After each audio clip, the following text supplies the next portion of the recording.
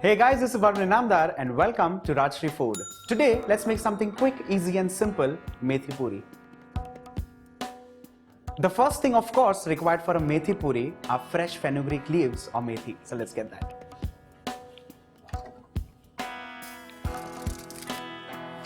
Well, storing leafy vegetables can be quite a daunting task.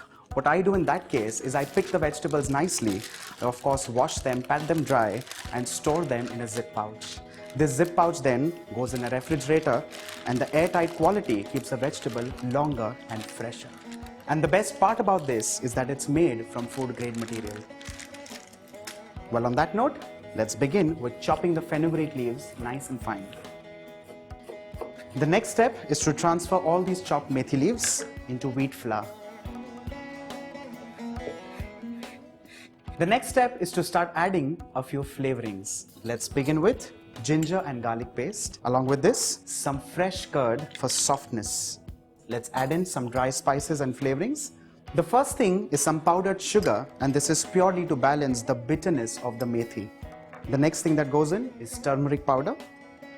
Not too much, just a little. Along with this, carom seeds or ajwain, followed by asafetida or hing.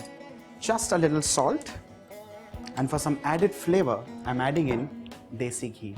Let's mix this nicely to begin with. Once this is nicely mixed, add in some water and knead this into a soft dough. And this is done best with hands.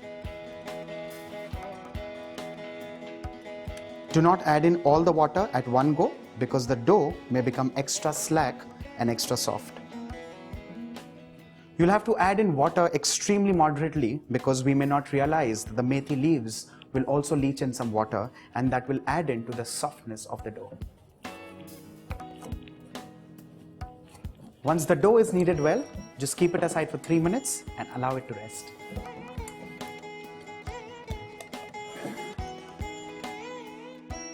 The dough has rested well. Let's now move on to rolling and making the puris.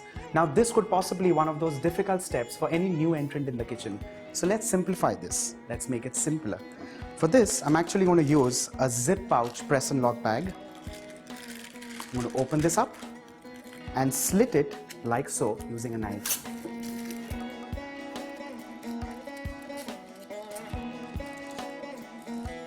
It's of course open on one side, but what I'm going to do is open it from the other two sides as well. Well, this opens out like so.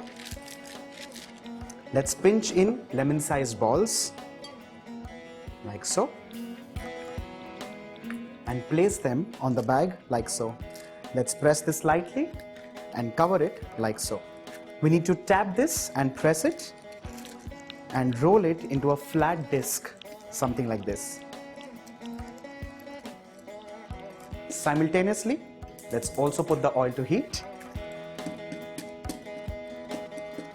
While this is ready, let's peel this off carefully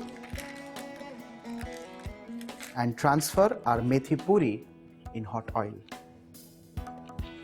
We need to increase the flame and fry this till nice and golden brown on both the sides.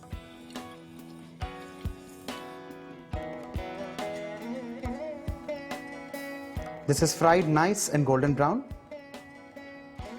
Let's transfer this on an absorbent tissue paper to drain all the excess oil.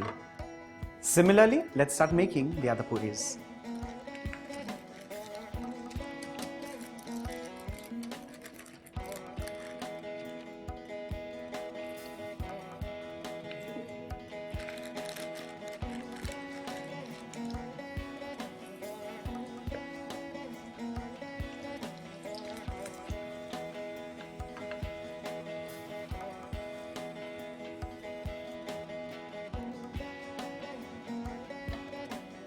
With this, our Methi Puri is done and ready, and the remaining dough can now be refrigerated for further use.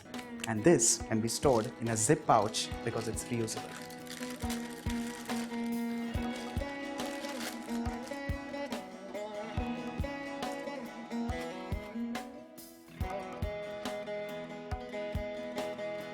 While I recommend eating these Methi Puris nice and piping hot, what you could also do is take these along with you and eat it on the go.